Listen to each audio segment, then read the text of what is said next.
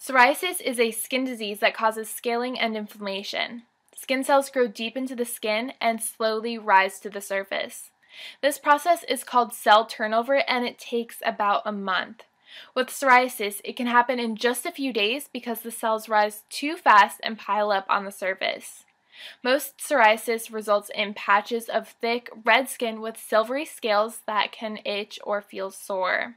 They are often found on the elbows, knees, other parts of the leg, scalp, lower back, face, palms, and soles of the feet. Anyone can get psoriasis, but it occurs more often in adults. In many cases, there's a family history of psoriasis. Certain genes have been linked to the disease. Men and women get psoriasis at the same rate, and it affects more than 3% of the population in the United States, or more than 5 million adults. Psoriasis can be hard to diagnose because it can look like any other skin diseases. The doctor might need to look at a small skin sample under a microscope. Psoriasis is definitely not contagious, and it is most certainly not caused by poor hygiene. Psoriasis is a skin disorder driven by the immune system involving a type of white blood cell called a T cell. Normally, T cells help protect the body against infection and disease. In the case of psoriasis, T cells can become so active that they trigger other immune responses, which lead to inflammation and rapid turnover of skin cells.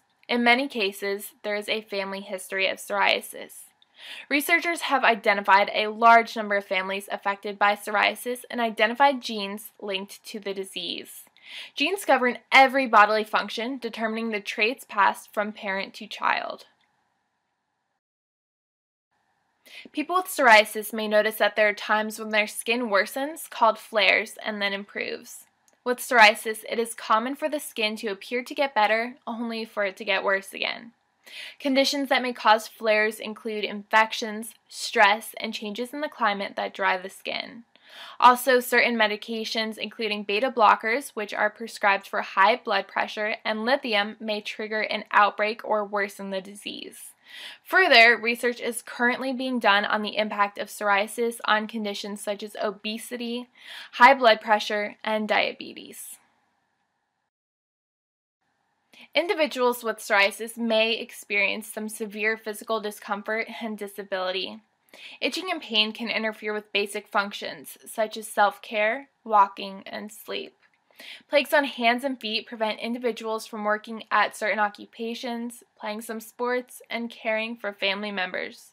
The frequency of medical care is costly and can interfere with an employment or school schedule. People with moderate to severe psoriasis may feel self-conscious about their appearance and have a poor self-image that stems from the fear of public rejection and psychosexual concerns. Psychological distress can lead to significant depression and social isolation. Of people with psoriasis, 11 to 40% of people also develop arthritis, typically between the ages of 20 and 50. Called psoriatic arthritis, this condition causes joint stiffness in the morning, along with inflammation and pain in the fingers and spine. Pink scales also appear on the knees, elbows, lower back, and chest. If this condition is left untreated, it can cause permanent damage to the joints. A recent study indicated that people with severe cases of psoriasis are more likely to develop other complications, including depression, obesity, cardiovascular disease, hypertension, diabetes, cancer, and immune-related conditions such as Crohn's disease. Psoriasis symptoms are usually obvious, but in the first instance, you should get a diagnosis from your doctor. The various types of psoriasis present different problems that help your doctor make an accurate diagnosis. Diagnosing psoriasis requires a careful visual inspection of your skin to look for symptoms of psoriasis that line up with the characteristics of the different kinds of psoriasis. Included will be a visual inspection of your fingernails because thickened, pocked fingernails often indicate psoriasis. Nails may also crumble and pull away from the nail bed. Psoriasis can also affect the scalp, looking similar to dandruff. In the past, physicians would classify psoriasis by a body surface area, the amount of a person's skin that the disease covered. Less than 3% affected was termed a mild case. 3 to 10% was a moderate case, and more than 10% was considered a severe case.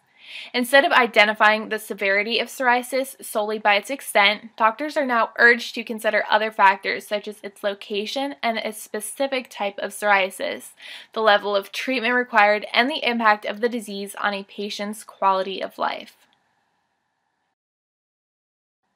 There are two basic types of pharmaceutical treatments for psoriasis: topical, applied to skin, and body-wide, taken internally. Available both over the counter and by prescription, these products can be used separately or in combination with each other to reduce psoriasis symptoms, and they can be used to keep flare-ups under control. To maximize the effectiveness of these medications and to avoid possible interactions or side effects, it is always advisable to develop an overall treatment plan and discuss all of the options with your doctor. Also, be prepared to try different products and combinations if a medication begins to lose its effectiveness over time. There are only a few things more frustrating for a person with psoriasis than when a treatment stops working. Unfortunately, not all psoriatic treatments are effective in the long term.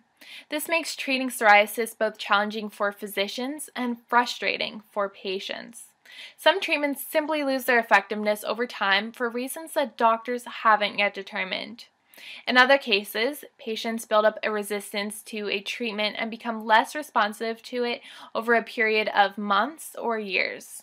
That's why it's important for patients to stay on top of current psoriasis research and treatments. Getting rid of psoriasis involves much more than just applying some lotion or taking a pill. That's why doctors say there's no cure, meaning that they're unable to recommend a cream or a pill to cure the problem.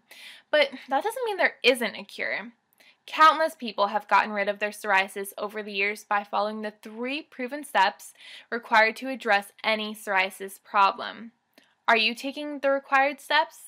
Visit the 3stepcure.com and follow the proven steps of others who have successfully dealt with their psoriasis.